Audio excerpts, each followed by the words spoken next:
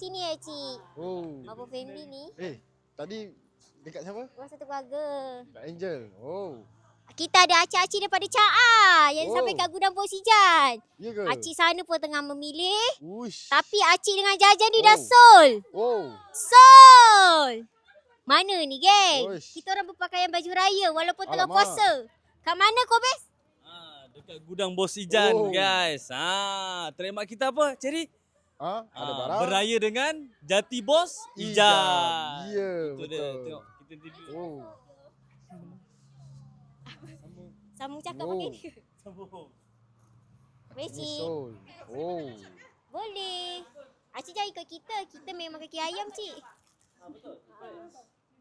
Jom Kobes. Oh. Itulah. Buka dulu sini. Oh.